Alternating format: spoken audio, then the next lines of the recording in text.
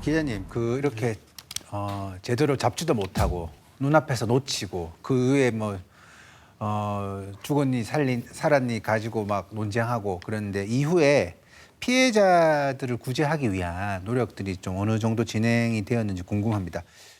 참 답답한 노릇이죠. 그게 피해자들 같은 경우 그렇게 발을 동동 구르면서 본인들이 직접 수배 전단도 붙이고 뛰어다니면서 조이파를 잡으러 다니고 또 은닉 재산들을 찾아서 이렇게 보존 신청 더 요구도 하고 그랬는데 처음에 이제 중간책 역할을 하면서 대구지검 그 오 총무과장한테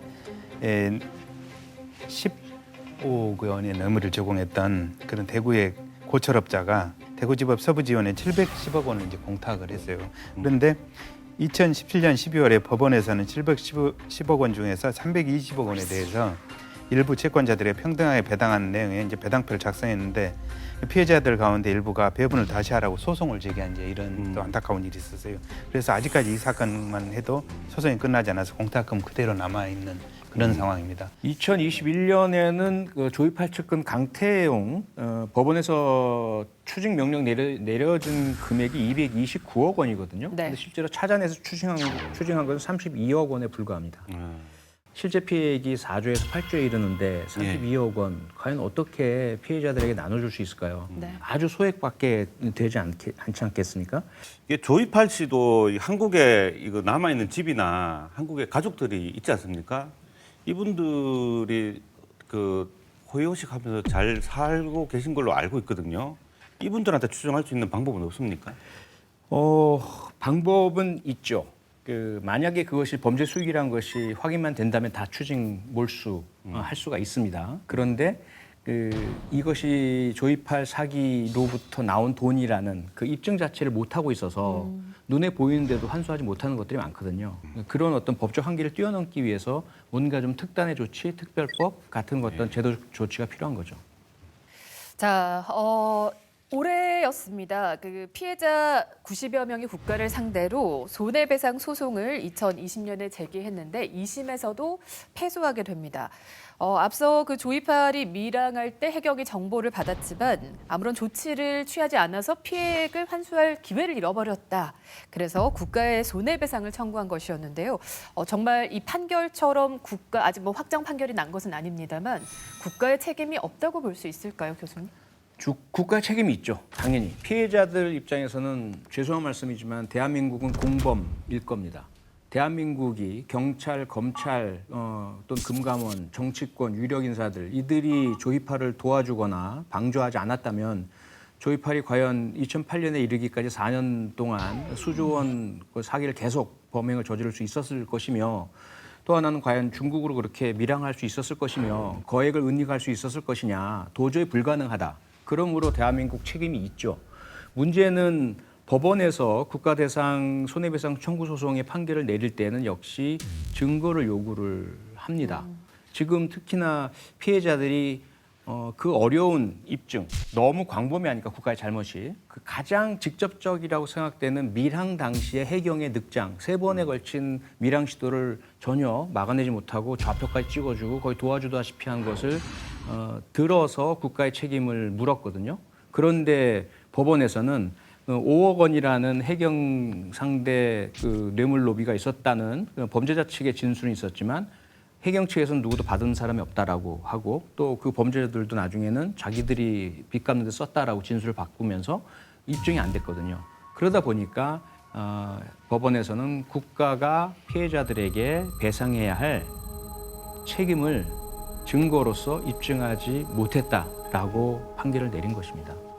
오늘 쭉 이렇게 얘기 들어보니까 우리나라가 유독 그 경제 사범에 대한 처벌 수위가 되게 낮지 않습니까? 우리 영화에서도 보고 뭐 보면 미국의 같은 나라 보면 뭐 주가 조작이나 뭐 금융 사범한테 막 수백 년 먹이고 네. 987년 막.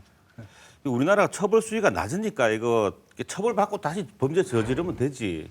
또는 그 사기치는 돈이 더 크니까 큰 돈 사기치고 수위 낮은 처벌 뭐 받지 이런 현상이 계속 반복되는 것 같은데 바로 얼마 전에 미국에서 6천억 원대의 보험 사기 사건의 범인 솔람 와이스라는 범인이 검거가 됐습니다. 법정에 세워졌죠.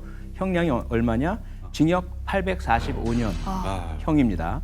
그런데 우리나라에서 이거보다 훨씬 더 큰 1조 원대의 투자 사기 벌였던 김성훈 IDS 홀딩스 대표 2017년에 선고가 얼마가 되었느냐? 징역 15년형에 그쳤습니다. 최근에 특히 그 전세 사기 우리 청년들하고 서민들 울렸던 대형 전세 사기가 인천에서 발생했잖아요. 2024년 2월에 인천지방법원 선고가 내려졌는데 서민 191명의 전세 보증금 148억 원 가로챈 범인 역시 징역 15년 선고에 그쳤습니다. 피해자분들 중에 4분이 스스로 목숨을 끊는 극단적 선택을 했었고요. 이 15년도 현재에서는 나름 세게 나온 거라는 거죠. 그러니까 이제 이게 참 슬픈 거라는 거예요. 나름 이제 지금 기준에서 줄 수 있는 최대 형량을 주는 게 이 모양이니까 우리는 좀 그런 것 같아요. 약간 이제 뭐 몸에서 피가 막 솟구치고 뭐 이빨이 몇 개 부러지고 그런 거에 대해서 그런 범죄와 어떤 이 생활을 완전히 파괴시키는 이 경제 범죄에 대해서 다르게 접근하는 것이 있지 않을까. 또 그 안에는 뭐 피해자에게 조금 책임을 돌리는 그런 시선도 있기에 이렇게 좀 가벼운 형량이 있는 것은 아닐까 이런 한번 생각도 해봅니다.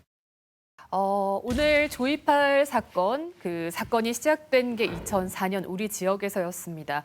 벌써 20년이 됐는데 아직까지 제대로 밝혀지지 않은 부분들이 여전히 많고요.